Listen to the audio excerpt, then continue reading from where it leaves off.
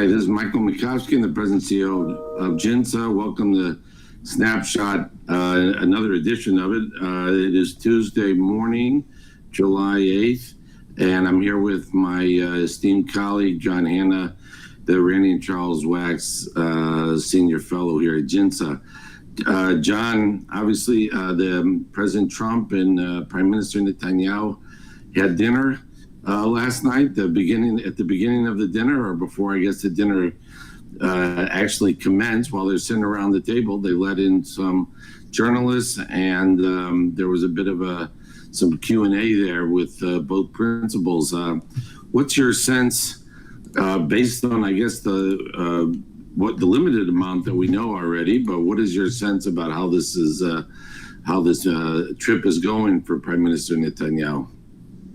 Yeah, well, as you say, Mike, we're really reading tea leaves here, because there wasn't a huge amount of substance on the core agenda items that we really care about, which were primarily Iran and the Gaza ceasefire and anything regarding the potential for near-term normalization with any of the key Arab states, particularly Saudi Arabia and Syria.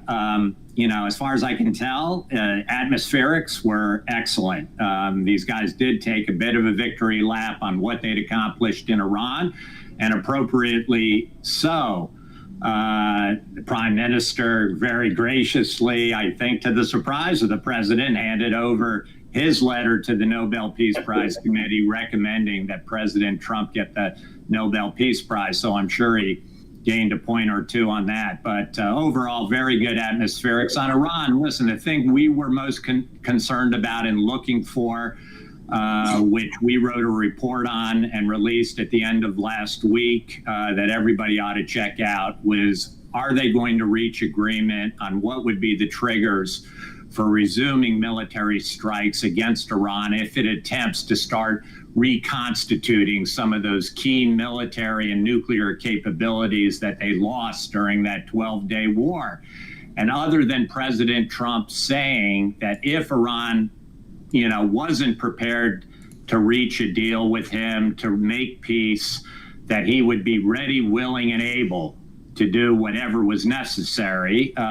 Otherwise, it was left pretty vague. Hopefully, there are more detailed discussions behind closed doors. The president continues to express, very great optimism that Iran has learned its lesson and is prepared to come to the table, seeking a meeting, has newfound respect for America and Israel. That's certainly not what I read in public. I mean, the Iranians are actually threatening and saying that President Trump needs to be on a assassination list again for what he perpetrated in this war. So we'll have to see how that goes, but very much hoping that Israel and the United States, the diplomats behind the scenes, key aides, are working out some of those more detailed agreements about what happens if Iran does attempt to reconstitute. And just on Gaza, I would say we didn't get much. We went in hoping that there might be an announcement about at least a 60-day ceasefire that might then lead to a negotiation to eventually end the war. And we didn't get really very much on that. It sounds like those negotiations going on in Doha could continue for several days more, if not beyond that. I think the one bit of news that came out of this was that the Prime Minister, with, I think, the President's approval, kind of spoke again about the possibility as part of an overall settlement of the Trump plan for allowing Gazans to voluntarily leave Gaza, to go to other countries, that the United States and Israel were kind of actively working with other nations to see who would take Gazans who wanted to leave the territory. So that seems to be back in play as part of any potential end to this war, which I thought was an interesting detail. The other thing was that there was a question to President Trump about the possibility long-term of a Palestinian state, and the president completely punted. He deferred absolutely to the Prime Minister. He's the one who can answer that.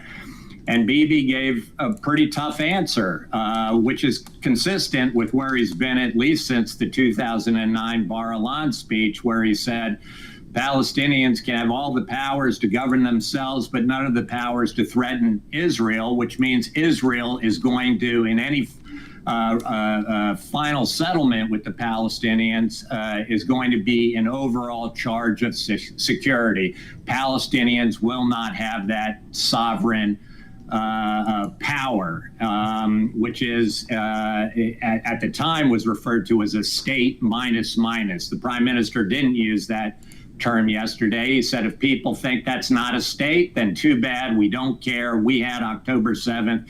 Never again is now. We're not going to allow anybody to threaten us again. So I thought those were two very interesting points that came to the surface again.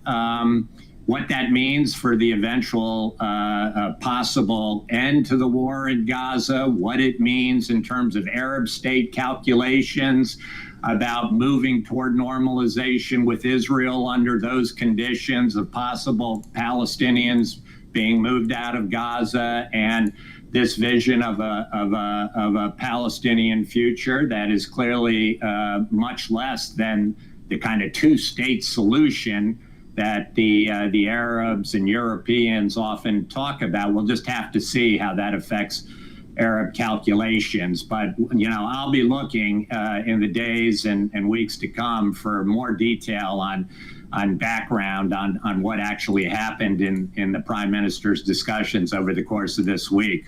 Over to you, Mike. Well, I think you covered all the major issues, John, so I'm going to just raise a couple of more minor things. Since we're in Washington, you know, maybe because I grew up watching on TV when I could Soviet funerals and parades and looking at, you know, who stood where and who wasn't there and who was there, et cetera. I just found it in this limited table where I can't remember, there were about 6 or 7 people on each side of the table. It was interesting that the CIA director Radcliffe was there at the table. It seems like that's who President Trump has been relying on more. Tulsi Gabbard, the DNI, the Director of National Intelligence, who was seen on the out. She was not at that table, by the way. I also found it kind of interesting that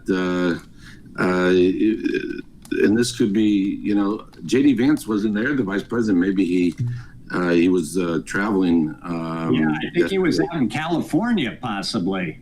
Okay, yeah, because I think normally he would be there at such a thing. It was kind of interesting. Sarah, Netanyahu came on this trip, even though Melania, the first lady, did not greet them at the White House and was not at the table, but maybe she just had nothing else to do and she wanted to come along. I don't know. Or I think Prime Minister Netanyahu seems to like to take her on trips in general, but she didn't have her counterpart there at dinner. Right, right. But these were just minor things. Anyway, I agree. I thought it was notable that also, on a more serious note, I thought it was interesting that, you know, Prime Minister Netanyahu emphasized also that this was, I can't remember the exact word, but, you know, basically he hoped this would be something that was a model, or that they would build on this bilateral security cooperation going forward. I think Trump said something like that, didn't he, John? Yeah, I really don't recall. I thought there was, you know, other than celebrating what had happened, maybe there was some, you know, pointing toward the future and what this means for the U.S.-Israel strategic relationship, which is a big question, having gone to war together for the first time against this major regional foe. What does it mean for the future? I hope that conversation has really begun behind the scenes, but I felt like I got very little of that last night. Yeah. By the way, just on other stuff around the table, you didn't have the Israeli Defense Minister. Katz wasn't there. I don't think he goes on these trips, but Netanyahu always seems to bring his military secretary on these trips, and he was seated at the table, as I've seen him at other of these White House meetings. But it does give you a sense of who the Prime Minister at least seems to rely on these military matters. John, it's great to see you, and we look forward to I wish everyone a great week, and we look forward to speaking with you next week. Thank you. Bye. Thanks, Mike.